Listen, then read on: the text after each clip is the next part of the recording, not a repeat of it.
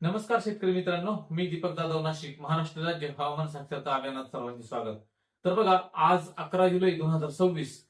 तर आजपासून पुढे कसे वातावरण असेल, कशा पावसाच्या परिस्थिती असतील, ऍक्टिव्हिटी कशा असतील, या सगळ्या आजच्या व्हिडिओत बघू आपण. परंतु बघा, राज्यातील जर परिस्थिती बघितली तर प्रत्येक जिल्ह्यामध्ये किंवा ठराविक जिल्ह्यामध्ये मोठीचे धरणे आहे, त्याच्यात पाणीसाठा चांगला आलाय. परंतु जो काही पर्जन्यछायाचा भाग आहे किंवा बाकीचा जो काही शेतीचा विभाग आहे, त्याच्यामध्ये शेतकऱ्यांचं मत असं आहे की अजून पुरेसा पाऊस झालेला नाहीये. अगदी जून महिन्यात तर कोरडाच गेला, 2-3 पाणी झाले होते. मात्र जुलै महिन्यात जो काही पाऊस झाला होता मागच्या स्पेल, त्याच्यामध्ये अजून बऱ्याच भागामध्ये डिफिशियन्स पावसाचे. काही ठिकाणी झालाही पाऊस, ओल नाही, कदाचित अजून त्या ठिकाणी भरपूर ओल आहे. परंतु मित्रांनो बघा, एल निनोच्या काळामध्ये काही गोष्टी घडतात, तर पावसाचे वितरण असमान होऊ शकते. तुमच्या लक्षात आलं असेल, काही भागामध्ये फुल पाऊस तर काही भागात कमी पाऊस, काही भागात कमी पाऊस तर काही भागात अतिवृष्टी होऊ शकते. आणि तसंच झालं, उष्णतेच्या लाटा निर्माण होऊ शकतात. कदाचित ऑगस्ट मध्ये महिन्यात, जुलैच्या शेवटी आणि ऑगस्ट महिन्यामध्ये तापमान वाढू शकतं. मान्सून ब्रेक चे कालावधी वाढू शकतात. जर बघितलं तर एलिनो ह्या 15 थोडासा थांबलेला त्या ठिकाणी दिसतो.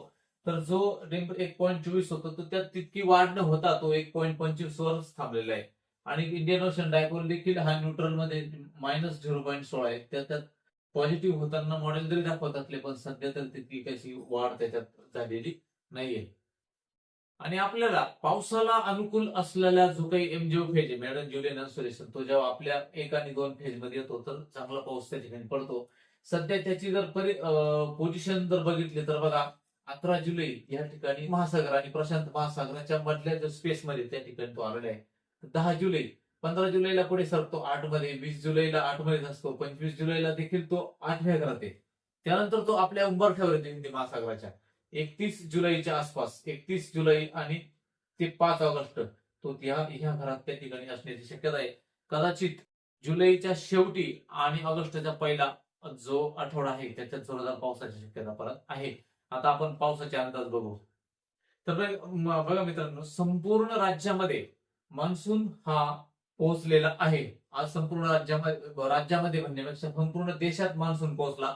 आणि मागच्या हप्त्यात जो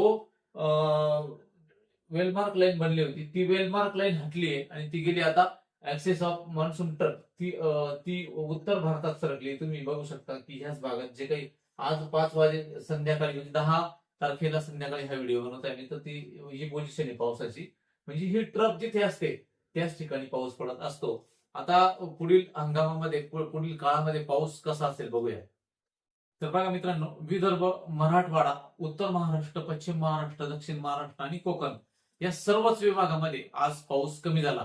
आता पुढील 5 दिवस ही मान्सून ब्रेक कंडिशन बनली, म्हणजे मान्सूनला ब्रेक लागलाय. कुठेही मोठा पाऊस त्या ठिकाणी होणार नाही, लक्षात घ्या अंदाज. मात्र ढगाळ वातावरण होईल. एखाद्या ठिकाणी जर तुरळक पावसाच्या सरी आल्या तर काही तो तितकासा मोठा पाऊस होणार नाही.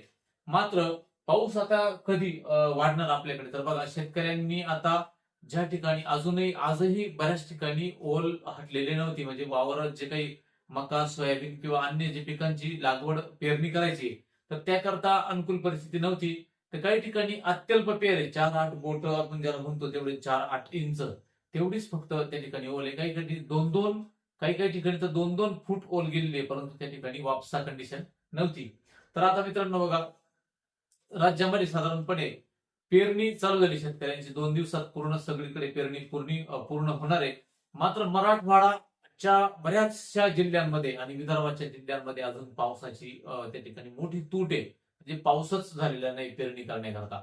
तर आता त्या ठिकाणी देखील मोठ्या पावसाची शक्यता नाहीये. मात्र बघा, आता पाऊस आपल्याकडे कधी येईल, तर पेरणी तर झाली आहे, पेरणी झाल्यानंतर पावसाची गरज असते. सध्या आता असं दिसतं की 16 तारखेला पावसाचे स्पेल हे संपूर्ण राज्यामध्ये थोडे सुरू होताना दिसतात. 15 तारखेलाच वातावरण बनतं पश्चिम महाराष्ट्राच्या भागात, उत्तर आणि पश्चिम महाराष्ट्र आणि कोकण किनारपट्टीच्या भागात आणि संपूर्ण मराठवाड्यात देखील. परंतु तितकासा त्यात जोर दिसत नाही, लक्षात घ्या.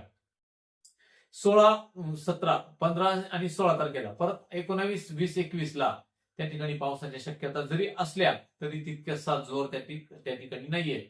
पाऊस तर होईल, परंतु हलकासा पाऊस, वळीव दुपारनंतर मराठवाडा आणि विदर्भाच्या भागामध्ये दुपारनंतर वळीव वातावरण तयार होण्याकरता ती अनुकूल परिस्थिती त्या ठिकाणी बनताना आपल्याला दिसते 15 तारखेपासून. इकडे पश्चिम महाराष्ट्र आणि पश्चिम घाटावर देखील 15 तारखेनंतर 16 तारखेनंतर पावसाच्या परिस्थिती बनतात.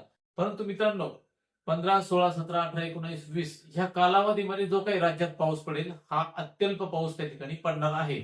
सगळीकडे नाही, जेमतेम पिकांची गरज भागेल इतका तो पडेल. परंतु तर त्याच्यामुळे पाऊस हा साधारणपणे 21, 22, 23 तारखेनंतर ऍक्टिव्ह होताना दिसतो. तो अंदाज लक्षात घ्या. 22, 23 तारखेनंतर चांगल्या प्रकारचा पाऊस, जो शेतीला उपयुक्त असा पाऊस आपल्याकडे पडेल.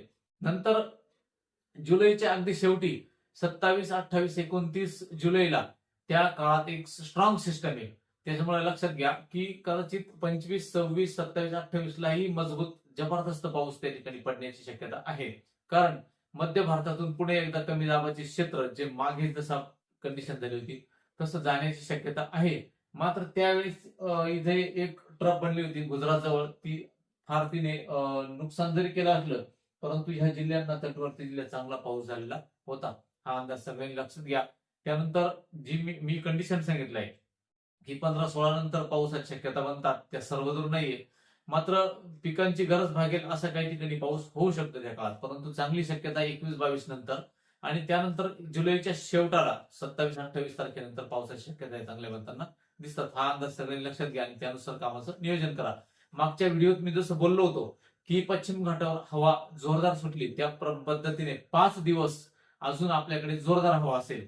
म्हणजे 11, 12, 13, 14 आणि 15 जुलैपर्यंत हवेचा प्रेशर हा पूर्ण त्या ठिकाणी राहणार आहे. कारण बऱ्याच शेतकऱ्यांची कॉल आली की भाऊ आम्हाला तणनाशक मारायचंय परंतु हवेचा स्पीड इतका आहे तर तणनाशक मारता येत नाही.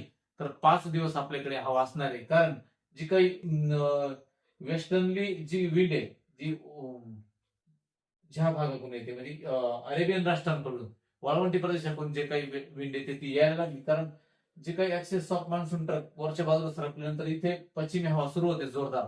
ही हवा 16, 17 नंतर थोडी सिस्टम बनताना दिसते. त्याच्यामुळे ती हवेचा स्पीड 16, 17 तारखेनंतर हा कमी होताना आपल्याकडे दिसतो. हा अंदाज सगळ्यांनी लक्षात घ्या. नवीन जर काही अपडेट आली तर ती अपडेट तुमच्यापर्यंत पोहोचवण्याचा मी प्रयत्न करतो. इकडे प्रशांत महासागरात बनलेलं जे काही चक्रीवादळ आहे त्याचा परिणामामुळे थोडाफार बंगाल सागरातली जी काही फ्लो आहे एनर्जीचा तो तिकडे जात आहे. त्याचा परिणाम स्वरूप आपल्याकडे ज्या मान्सूनला थोडा ब्रेक लागण्याची शक्यता ही आहे. हा अंदाज सगळ्यांनी लक्षात घ्या. त्यानुसार कामाचं नियोजन करा. धन्यवाद.